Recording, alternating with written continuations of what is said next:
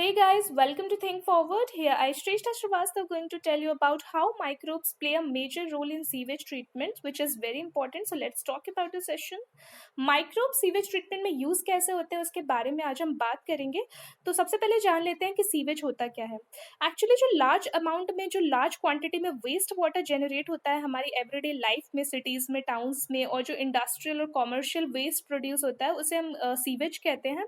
Municipal waste water जो होता है उसे हम सीवेज कहते हैं। और इसमें जो मेजर कॉम्पोनेंट होता है वेस्ट वाटर का, उसमें ह्यूमन एक्सक्रीटा होता है। ह्यूमन एक्सक्रीटा में कौन कौन से पार्ट्स होते हैं? एक सॉलिड पार्ट होता है, लिक्विड पार्ट होता है। तो सॉलिड पार्ट को रिमूव करने के लिए हम अलग ट्रीटमेंट यूज करते हैं, और लिक्विड पार्ट को अलग करने के लिए हम डिफरेंट ट्रीटमेंट यूज करते हैं। और इसमें बहुत ज़्यादा अमाउंट में ऑर्गेनिक मैटर और माइक्रोब्स प्रेजेंट होते हैं। इसी वजह से हम सीवेज को एनवायरनमेंट में ऐसे फ्रीली रिमूव नहीं कर सकते। उसमें कई सारे पैथोजेनिक बैक्टीरिया भी होते हैं जो डिजीज कॉजिंग होते हैं, तो उसके लिए उसे ट्रीट करना बहुत ही ज़्यादा ज़रूरी होता है। और उसके लिए हम यूज़ करते हैं सीवेज ट्रीटमेंट प्लांट का। सीवेज ट्रीटमेंट प्लांट कैसा दिखता है वो आप देख सकते हैं, और कई लोगों ने देखा भी होगा कि सीवेज ट्रीटमेंट प्लांट होता कैसे है।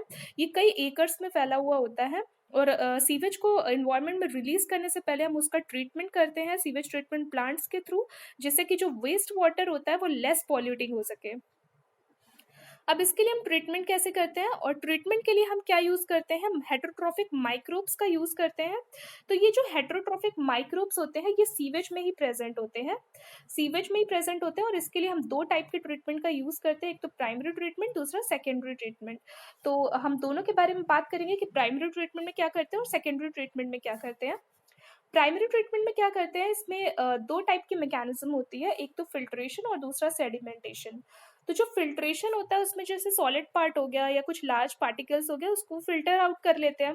और सेडिमेंटेशन में क्या होता है, जो स्मॉल पेबल्स हैं, जो छोटे छोटे कण होते हैं, ग्रिट होता है, यानी कि सॉइल पार्टिकल्स हो गए या स्मॉल पेबल्स, छोटे छोटे कण हो गए, उसको हम सेडिमेंटेशन कराते हैं। सेडिमेंटेशन मीन्स वो तलहटी पर बैठ जाएगा, सेडिमेंट हो जाएगा।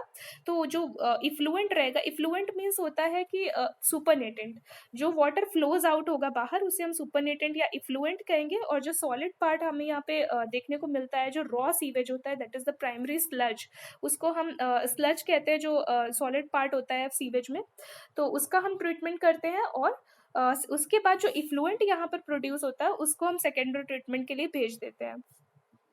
हम यहाँ पे देख सकते हैं कि प्राइमरी ट्रीटमेंट होता कैसे है। सबसे पहले तो यहाँ पे इन्फ्लुएंट आया। इन्फ्लुएंट मीन्स कि जो रॉ सीवेज है उसको हम स्क्रीनिंग कराते हैं फिल्टर के थ्रू। तो जब यहाँ से फिल्टर हो जाएगा तो जो सॉइल पार्टिकल्स रहेंगे वो ग्रिड चैम्बर या जो स्मॉल पेबल्स रहेंगे वो ग्रिड चैम्बर में कलेक्ट हो जाएंगे। उसके अलावा जो और छोटे पार्टिकल्स होंगे उसका हम सेडिमेंटेशन करा सकते हैं, क्योंकि जो स्मॉल पार्टिकल्स होते हैं वो वाटर के थ्रू ही फ्लो होने लगते हैं, तो उसका हम सेडिमेंटेशन टैंक में सेडिमेंटेशन कराते हैं। तो जो ऊपर का थोड़ा सा क्लीन वाटर है वो इफ्लुएंट के फॉर्म में सेकेंडरी ट्रीटमेंट के लिए आगे हम प्रोसेस के थ्रू भेज देंगे। तो जो यहाँ पे जो वाटर यहाँ से रिलीज हो रहा है ये थोड़ा सा तो क्लीन हुआ ही होगा प्राइमरी ट्रीटमेंट के थ्रू, क्योंकि सॉलिड पार्ट भी रिमूव हो गया और ग्रिड और स्मॉल पेबल्स भी रिमूव हो गए। अब सेकेंडरी ट्रीटमेंट के बारे में भी हम आगे बात करेंगे। प्राइमरी ट्रीटमेंट को फिर से देख लेते हैं। देख सकते हैं यहाँ पे किस तरह से फिल्टर लगा हुआ है, तो यहाँ पे सॉलिड पार्ट्स यहीं पर रुक गए हैं, और जो थोड़े थोड़े छोटे छोटे कण हैं या धूल के या सॉइल के, तो वो यहाँ पे ग्रिड चैम्बर में कलेक्ट हो गए हैं। उसके बाद जो वाटर के थ्रू जो पार्टिकल्स आते हैं, जो हैवी वाटर होता है वो यहाँ पर ऐसे कलेक्ट हो गया है सेडिमेंटेशन टैंक में, सेडिमेंट हो गया है। और जो इफ्लुएंट है, जो हल्का सा क्लीन वाटर है, वो यहाँ से पास आउट हो जाता है। तो वो जो इफ्लुएंट है उसको हम सेकेंडरी ट्रीटमेंट के लिए भेज देते हैं। अब सेकेंडरी ट्रीटमेंट में क्या करते हैं वो जान लेते हैं। सेकेंडरी ट्रीटमेंट में एयरेशन टैंक होता है, जिसमें कि जो लिक्विड पोर्शन है सीवेज का उसमें हम हाई प्रेशर में यहाँ से एयर पंप करते हैं। तो जो एयर की वजह से ये जो लिक्विड पार्ट होता है ये बहुत ज़्यादा शावर की तरह यहाँ से फ्लो आउट होने लगता है। तो जो इसका जो डस्ट रहता है, इसकी जो भी गंदगी रहती है वो यहाँ से यहाँ पर आती है। जो उसके बाद ये जो bio active activated bio solids होते हैं वो यहाँ से फिर यहाँ पे आते हैं। तो इसका बार बार इस तरह से ट्रीटमेंट करते हैं। तो जो इसकी जो पूरी डस्ट होती है, इसका जो पूरा मतलब पेबल्स इसमें कलेक्टेड होंगे वो सारे यहाँ से ट्रीट हो जाएंगे, और जो साफ पानी रहेगा वो यहाँ से एज अ इफ्लुएंट रिलीज हो जाएगा, क्योंकि एयर का प्रेशर इतना ज़्यादा होता है कि वो वाटर यहाँ से क्लीन होता हुआ इफ्लुएंट के थ्रू यहाँ से पास आउट हो जाएगा और वेस्ट बायोसॉलिड्स कलेक्ट होते जाएंगे। तो यहाँ पे जो एयरेशन टैंक में हम क्या करते हैं कि कॉन्स्टेंटली एजिटेट करते हैं उसको मैकेनिकली, और एयर को यहाँ पे पंप कराते हैं, जिससे क्या होता है कि विगरस ग्रोथ होती है यूजफुल एरोबिक माइक्रोब्स की। मतलब कि यूजफुल माइक्रोब्स मतलब कि जो वेस्ट वाटर का ट्रीटमेंट करने के लिए जो माइक्रोब्स की ज़रूरत है, उन माइक्रोब्स की ये बहुत तेज़ी से ग्रोथ कराता है, विगरस ग्रोथ कराता है। और इन माइक्रोस्कोपिक जो एरोबिक माइक्रोब्स होते हैं उन्हें हम फ्लॉक्स कहते हैं। फ्लॉक्स क्या होता है कि ये जो फ्लॉक्स होता है वो बैक्टीरिया ही होते हैं, मासेस ऑफ बैक्टीरिया होते हैं, फंगल फिलामेंट से एसोसिएटेड होते हैं, तो ये मैश लाइक स्ट्रक्चर फॉर्म करते हैं, इसलिए हम इसे फ्लॉक्स कहते हैं। अब हम सेकेंडरी ट्रीटमेंट में देखते हैं कि फर्दर हम क्या करते हैं कि कभी कभी हम क्या करते हैं कि सेकेंडरी ट्रीटमेंट में मेम्ब्रेन बायोरिएक्टर का यूज़ करते हैं। इसमें क्या होता है कि हम एक परमेबल मेम्ब्रेन बीच में लगा देते हैं, तो यहाँ पे जो अनट्रीटेड वेस्ट वाटर होता है और यहाँ पे माइक्रो ऑर्गेनिजम्स भी होते हैं, इसमें से जो प्योर वाटर होता है वो इस साइड आ जाता है, ट्रीटेड वेस्ट वाटर हो जाता है। मीन्स जो वेस्ट चीज़ें होंगी वो यहीं पर रह जाएंगी और जो क्लीन वाटर होगा वो यहाँ पर ट्रांसफ़र हो जाएगा। तो कभी कभी हम मेम्ब्रेन बायोरिएक्टर का भी यूज़ करते हैं। अब हम बात करते हैं बायोकेमिकल ऑक्सीजन डिमांड की। तो बायोकेमिकल ऑक्सीजन डिमांड होता क्या है, सबसे पहले तो ये जान लेते हैं कि बीओडी होता क्या है। बीओडी क्या होता है कि ऑक्सीजन का कितना अमाउंट रिक्वायर है, कितना कंज्यूम हो रहा है किसी भी ऑर्गेनिक मैटर में जो वाटर में प्रेजेंट है, उसको हम बैक्टीरिया से ऑक्सीडाइज कराते हैं। तो जितना भी ऑक्सीजन का अमाउंट कंज्यूम हो रहा है उस ऑर्गेनिक मैटर में जो वाटर में प्रेजेंट है और जिसको हम बैक्टीरिया के थ्रू कंज्यूम करा रहे हैं, उसी को हम कहते हैं बीओडी। तो बीओडी का जो टेस्ट का मेजर है वो कैसे करते हैं कि माइक्रो ऑर्गेनिज्म कितना ऑक्सीजन ले रहा है किसी सैंपल में। तो हम कह सकते हैं कि बीओडी क्या होता है कि किसी ऑर्गेनिक मैटर में वाटर में कितना ऑर्गेनिक मैटर प्रेजेंट है वो मेजर कर रहा है, कह सकते हैं। क्योंकि अगर ऑर्गेनिक मैटर ज़्यादा होगा तो बीओडी भी ज़्यादा होगा, ठीक है। तो अगर बीओडी ज़्यादा है किसी भी वेस्ट वाटर का, इट मीन्स कि वो बहुत ही ज़्यादा पॉल्यूटेड वाटर है, इसका पॉल्यूटिंग पोटेंशियल बहुत ज़्यादा है। तो क्लियर हो गया बायोकेमिकल ऑक्सीजन डिमांड क्या होता है। तो जब हम ग्रो कराते हैं माइक्रोब्स को, तो ये मेजर पार्ट जो ऑर्गेनिक मैटर का होता है इफ्लुएंट में उसको कंज्यूम कर लेता है। तो इससे क्या होता है कि जो बीओडी होता है इफ्लुएंट में वो रिड्यूस हो जाता है, और अगर बीओडी रिड्यूस होगा तो इट मीन्स कि वाटर क्लीन होता जा रहा है। क्लियर है। अब हम बात करते हैं एक्टिवेटेड स्लज की। क्या होता है कि जब बीओडी किसी भी सीवेज का रिड्यूस हो जाता है, इसका मतलब कि वेस्ट वाटर भी सिग्निफिकेंटली रिड्यूस हुआ, और इफ्लुएंट जो पास आउट हो रहा है सेटलिंग टैंक में हम उसे भेजते हैं, और वहां पे बैक्टीरियल फ्लॉक्स को अलाउ कर दिया जाता है कि वो नीचे तलहटी पर बैठ जाए, ठीक है। तो उसको सेडिमेंट होने के लिए फ्रीली अलाउ कर दिया जाता है। तो वो जब सेडिमेंट हो जाता है उसी को हम कहते हैं एक्टिवेटेड स्लज। ये एक्टिवेटेड स्लज जो होता है इसको फिर हम क्या करते हैं, इसका छोटा सा पार्ट हम लेते हैं और इसको एज अ इनोक्यूलम फिर से एयरेशन टैंक में भेज देते हैं, ताकि वो सारी प्रोसीजर फिर से स्टार्ट हो जाए। और जो रिमेनिंग मेजर पार्ट होता है स्लज का, उसको हम जो टैंक में भेजते हैं, लार्ज टैंक में भेजते हैं पंप कराने के लिए, तो वो होता है anaerobic sludge digester. This is how it looks like. तो यहाँ पे देख सकते हैं जो येलो कलर का पार्ट है वहाँ पे बायोगैस प्रोड्यूस हो रही है, और जो स्लज जोन है वो कितना डार्क है और कितना ज़्यादा कह सकते हैं कि डेंस है। यहाँ पे मिक्सिंग जोन होता है, क्योंकि हम ये जो पाइप ऊपर से नीचे आ रहा है तो इसमें हम इसके थ्रू हम मिक्स कराते हैं, तो जिससे कि जो sludge different different zone form हो रही है, तो जो स्लज जोन है वो नीचे बैठने लगती है, सेडिमेंट होने लगती है, और बायोगैस किस तरह से ऊपर रिलीज हो रही है उसको आप देख सकते हैं। तो यहाँ पे एनारोबिक स्लज डाइजेस्टर इसको हम कहते हैं, क्योंकि यहाँ पे डिफरेंट डिफरेंट काइंड के बैक्टीरिया एनारोबिकली ग्रो कराते हैं, यानी ऑक्सीजन की एब्सेंस में यहाँ पे बैक्टीरिया को ग्रो कराते हैं। ये क्या करता है, अदर बैक्टीरिया और फंजाई को डाइजेस्ट कर देता है स्लज में। क्लियर है। तो this is how anaerobic sludge digester used.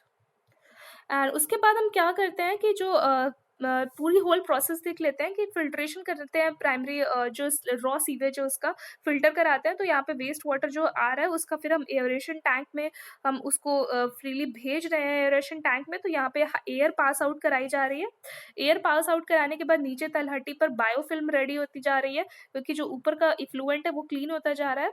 तो एक्टिवेटेड स्लज जो यहाँ से रिलीज होगा, यानी कि जो तलहटी पर बैठा हुआ एक्टिवेटेड स्लज है जिसमें माइक्रो ऑर्गेनिजम्स भी हैं, उसको फिर से हम एज अ इनोक्यूलम यहाँ पर ऐड करते हैं। इनोक्यूलम मीन छोटा सा पार्ट, ठीक है। तो छोटा सा पार्ट फिर से यहाँ पे ऐड करते हैं ताकि फिर से वो सारी प्रोसीजर हो। इस तरह करते करते हम कई राउंड ये चीज़ करते हैं। तो जो क्लीन होता है, जो इफ्लुएंट होता है वो और ज़्यादा क्लीन होता जाता है। उसके बाद सेकेंडरी डाइजेशन फर्दर कराते हैं सीवेज का, फिर एरोबिक एनारोबिक माइक्रोब्स के थ्रू, दोनों टाइप के माइक्रोब्स के थ्रू हम करवाते हैं। तो बायोगैस यहाँ से रिलीज होती है। और स्लज नीचे बैठ जाता है। तो ये जो वाटर होता है फिर एज ए फ्लुएंट वो बाहर निकल जाता है, उसे इन्वायरमेंट में रिलीज कर सकते हैं। उसके बाद हम देख सकते हैं यहाँ पे कि एनारोबिक स्लज डाइजेस्टर कैसा दिखता है ऊपर से, क्योंकि ये बहुत ही ज़्यादा हैवी होता है और बहुत ज़्यादा एकर्स में फैला हुआ होता है, क्योंकि इसको बहुत ज़्यादा लार्ज क्वांटिटी में सीवेज यहाँ पे कलेक्ट होता जाता है, क्योंकि एक म्यूनिसिपैलिटी का कि जो सीवेज होता है वो पूरे एक एरिया, पूरी एक लोकेलिटी का होता है, तो ये बहुत ज़्यादा बड़ा होता है। तो यहाँ पर हम ये देख सकते हैं कि एनारोबिक स्लज डाइजेस्टर है, बीच में मिक्सर लगा हुआ है, तो ये मिक्सिंग का काम करता है। उसके बाद हम दोनों ट्रीटमेंट को एक बार फिर से देख लेते हैं कि क्या क्या होता है। प्राइमरी ट्रीटमेंट में हम क्या करा रहे हैं कि जो रॉ सीवेज है उसका हम फिल्ट्रेशन करा रहे हैं, फिर सेडिमेंटेशन करा रहे हैं। तो यहाँ पे प्राइमरी सेटलिंग हो जा रही है, मतलब नीचे बैठ जा रहा है। फिर जो ग्रिट है यानी सॉइल और स्मॉल पेबल्स है और प्राइमरी स्लज है वो उसको बैठा दे रहे हैं, वो सेडिमेंट हो जा रहा है और यहाँ से इफ्लुएंट सेकेंडरी ट्रीटमेंट के लिए चला जा रहा है। और यहाँ पे कंपोस्ट लैंड फिलिंग हो रही है, मीन्स यहाँ पे हम उसका कुछ भी मतलब एज अ कंपोस्ट वो रिलीज हो रहा है एटमॉस्फेयर में। और इफ्लुएंट जो होता है उसको हम एयरेशन टैंक में भेजते हैं, और जो नीचे बैठ जाता है उसे सेटलिंग टैंक कहते हैं, उसका हम सेकेंडरी सेटलिंग कराते हैं। मीन्स जो बेसिक वहाँ पे जो बेसिक डस्ट है या फिर कोई अदर बहुत ही फाइन पेबल्स है वो सब नीचे सेटल डाउन हो जाएंगे, और जो लिक्विड यहाँ से रिलीज होगा उसको हम रिवर में भेज देते हैं। उसके अलावा एनारोबिक स्लज डाइजेस्टर में जो हम ट्रीटमेंट कराते हैं एक्टिवेटेड स्लज का, उससे क्या क्या रिलीज हो रहा है, बायोगैस, मैन्योर, मैन्योर खाद को बोलते हैं, खाद को खाद भी मिलती है इससे, और बर्निंग और लैंड फिलिंग। तो इसका हम बहुत सी चीज़ों में यूज़ करते हैं। सबसे बड़ी चीज़ हम यहाँ पे देख सकते हैं कि माइक्रोब्स यहाँ पे कितना मेजर रोल प्ले कर रहे हैं पूरे ट्रीटमेंट में, पूरे सीवेज ट्रीटमेंट में। एनारोबिक भी है, एरोबिक भी है, हेट्रोट्रॉफिक माइक्रोब्स भी हैं, तो बहुत ज़्यादा ट्रीटमेंट में यहाँ पे यूज़ हो रहा है। प्लस हम यहाँ पे ये भी देख रहे हैं कि माइक्रोब्स बायोगैस के प्रोडक्शन में भी रोल प्ले कर रहे हैं। इसके बारे में मैं नेक्स्ट वीडियो में डिस्कस करूँगी इसका पूरी डिटेल। उसके बाद जो क्लीन वाटर वहाँ पे थोड़ा सा भी क्लीन वाटर जो इन्वायरमेंट में रिलीज हो रहा है उसको हम रिवर में पास आउट कर देते हैं, जो इफ्लुएंट यहाँ से फाइनली रिलीज होता है। तो this is how the whole process is done. लेकिन यहाँ पे एक चीज़ और याद रखने वाली होती है कि जिस अमाउंट में इंडिया की पॉपुलेशन है उस अमाउंट में सीवेज ट्रीटमेंट प्लांट इंडिया में है नहीं, और यहाँ पे तेजी से प्रोडक्शन तो हो रहा है, लेकिन जो भी सीवेज इन्वायरमेंट में फ्रीली रिलीज हो रहा है उसकी वजह से जो पॉल्यूशन हो रहा है उसको कंट्रोल करने के लिए जो हमारी मिनिस्ट्री एनवायरनमेंट की और फॉरेस्ट की, वो गंगा एक्शन प्लान और यमुना एक्शन प्लान भी और सेव करने के लिए लाइफ को, रिवर्स की लाइफ को, हमारी कंट्री में पॉल्यूशन को कंट्रोल करने के लिए बहुत सारे प्लान्स लॉन्च किए गए हैं। तो इस प्लान्स में क्या होता है कि ये क्या करते हैं कि बिल्ड करते हैं कि लार्ज नंबर में जो ट्रीटमेंट प्लांट्स हो रहे हैं वो ज़्यादा से ज़्यादा बने और सीवेज को ज़्यादा से ज़्यादा ट्रीट किया जाए, जिससे वो फ्रीली ऐसे मतलब डिस्चार्ज ना हो पॉल्यूटेड फॉर्म में रिवर में, तो जिससे कि जो रिवर है वो पॉल्यूटेड ना हो और इन्वायरमेंट भी पॉल्यूशन ना हो। तो इसके लिए कई सारे प्लान्स गवर्नमेंट ने लॉन्च किए हैं। तो सीवेज ट्रीटमेंट प्लांट मतलब किसी भी प्लेस पर होगा तो उसके बारे में आपको जानने में और उसके बारे में एक्सपीरियंस करने में आपको बहुत ही ज़्यादा इंटरेस्ट आएगा अगर आप खुद उसको देख लेंगे तो। So this is all for today. In the next video, I'll discuss about how microbes are being used up in the production of biogas. So don't forget to watch. And before that, please like, share, and subscribe to my channel and comment in the comment section below. Thank you so much.